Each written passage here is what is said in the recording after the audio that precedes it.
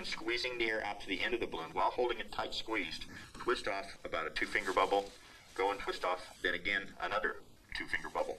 Ear twist the middle of the bubbles, and you have the basis for the hat. At the top now you will twist off a bubble about 2 fingers, and then take your yellow balloon, and where the ear twist is made, take your fold, where you split the 2 chambers apart, and fold that all the way around back to the front, connecting your halo to the hat. The 2 other balloons that you made, at this point you'll take these 2, grabbing them where you tied them together, pop them in where you made the fold twist and the other twist on the hat. Take one of the bubbles all the way around the 2 and back to the other side, and then position your wings where you'd like them to be. A little bit of moving around, a little bit of positioning, and you'll have an angel's hat. You might want to take the wings and fold them up at a point of your choice and squeeze them at that point so that you can give the wings more of an angel's wing shape. You can put this on one of the kids, and then we'll make the other one that you can put on the other kid. Taking your red balloons, blowing them up all but about an inch. You'll take 2 of the red balloons, put one of them between the middle and index finger of one hand, and one between the thumb and index finger of the other hand. Okay, I had that backwards, pardon me. Put the nozzle in between the index finger and the middle finger of one hand, and the other one between the thumb and index finger, so that you can allow the balloons, as you're holding them like this, to slide between your hands, giving you the ability to move to a certain point, and then clenching both, spread apart, to measure the size of the head that you want to fit. See, that way if it's too small, scoot out a little. If it's too big, scoot in a little.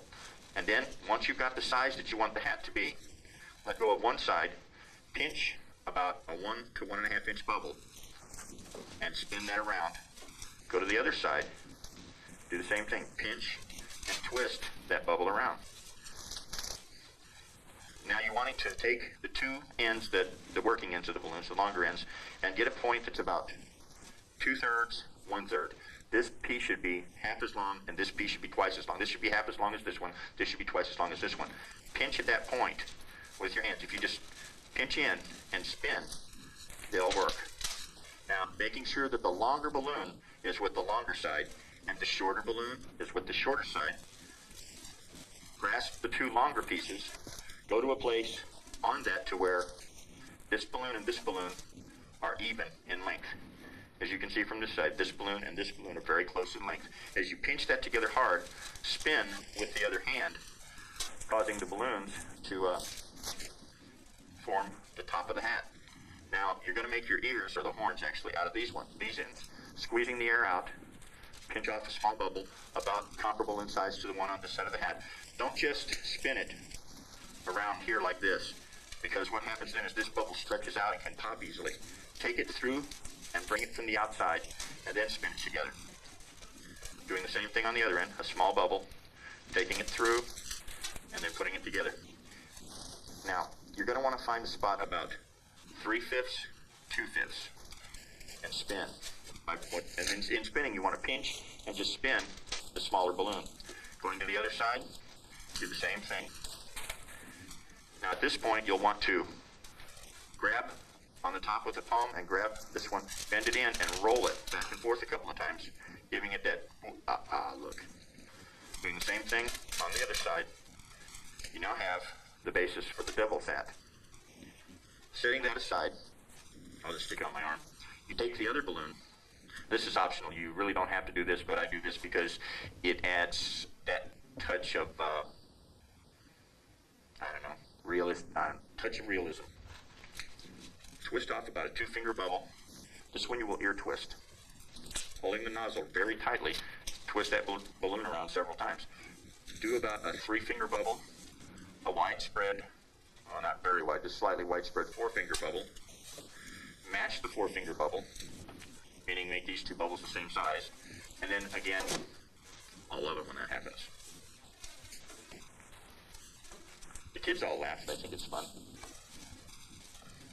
Match both those bubbles, the long with the long, the short with the short. Spin those together, and then put your ear twist between the two smaller bubbles, effectively making the pointy tail. At this point, I'll twist off a bubble on the other end of the tail, find the two softer of these two bubbles, and one sometimes will be much softer. Take it and wrap it while squeezing around so that you have a tail on the devil hat. And you can choose two children, have them come up out of the audience or out of the group, and have one be the angel, one be the devil. And after you put the two hats on them, you can lean to one and go, "No, don't." "Ah, go on." But you have to ask yourself this question: when you go to where you're going to spend eternity, when you look around, what do you want to see? Wings of leather or wings of feather? Smoking or non-smoking? It's your choice.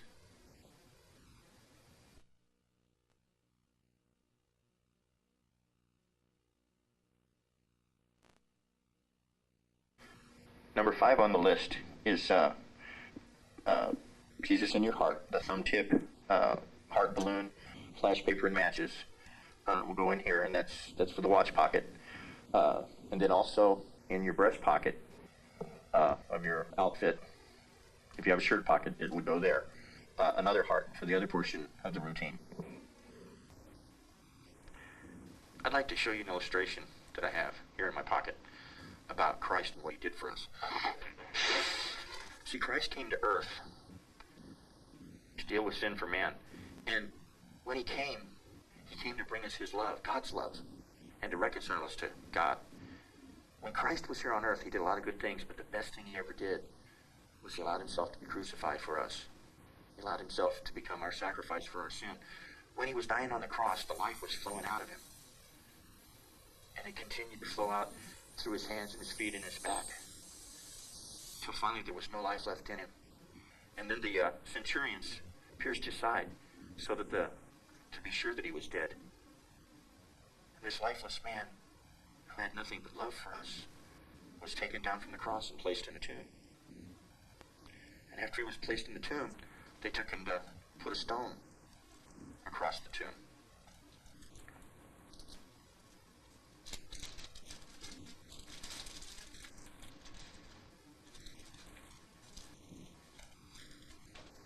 Let this piece of paper represent the stone that was placed over the tomb.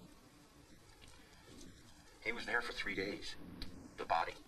But the man, it says he descended into the innermost parts of the earth, and he took captivity captive.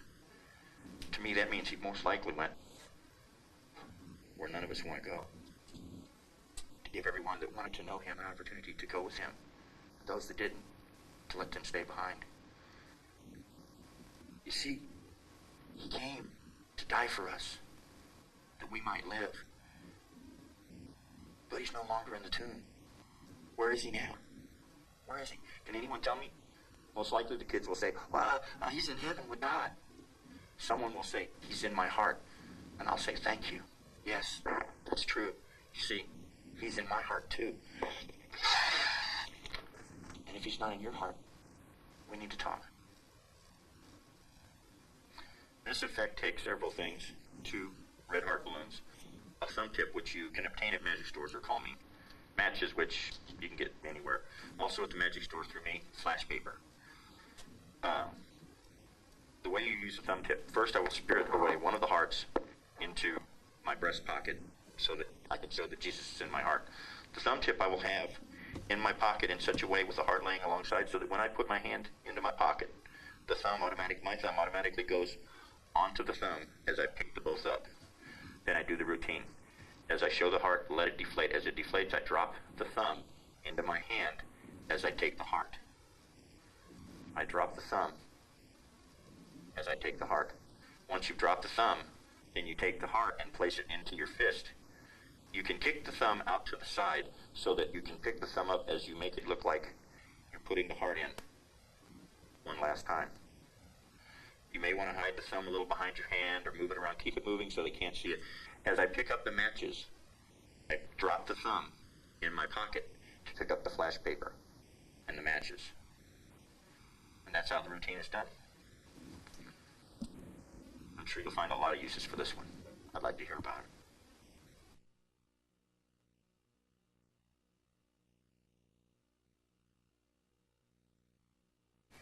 Number 6 is Catch the Vision fishing pole. It's taught in Ralph Dewey's books. If you don't have Ralph Dewey's books, I'd get them. Matter of fact, I do have them. I did get them. I have them all. In Matthew chapter 4, verse 19, the word says, "And he saith unto them, Follow me, and I will make you fishers of men." I'd like to show you how to do a fishing pole. And I keep in my pocket all the balloons I need, double, making sure I have twice as much as I need. You'll need a gray balloon for the line, a white balloon for the pole, a heart of your choice for the fish, and a bee body of your choice for the reel. You'll need to put a very small amount of air into your heart balloon, and about a good 4-finger spread on your bee body. And then fill your white balloon up most of the way. Your gray balloon, just put air in it and tie it off so that the sides don't touch, so that it's like line but not inflated. Taking your white balloon, go out and spread your fingers out to that point, twist, then make two 2-finger bubbles about the same size, close as you can get them. Here, twist those 2 bubbles and then spin the 2 of them together and put them on either side of, so that you have the balloon still in one straight shot. Taking your bee body, palming it a little bit, pushing the air toward the knot. You will put your finger into the bee body. Come from the other side. Grab the knot on your finger through the balloon. Pull your finger out. Spin that off. Push the knot in. The knot needs to be inside so that the tension will hold the knot in. Pinch that balloon into 2 even sections and fold in where the ear twists are.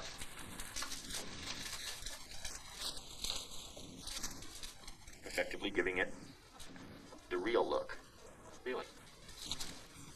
Now, taking the rest of your white balloon, you will tie the gray balloon by square knot to the end of your white balloon, making the line. Taking your heart balloon that you put a small amount of air in, squeeze the air from the lobes up into the end where the knot is, making a fish shape out of it. Taking the knot of this fish, square knot it to the end of your gray balloon. Maybe this way you can catch the vision and share it with others.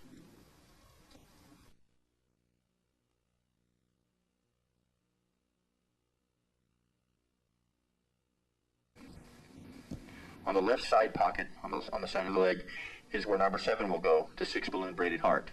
I love this one. I'll really be anxious to see what God does with this one with some of y'all. I really will be. For routine number 7, it takes, come back here, no drop. You'll need 1, 2, 3, 4, 5, 6 red balloons. Once you've inflated 3 of them, you'll take 3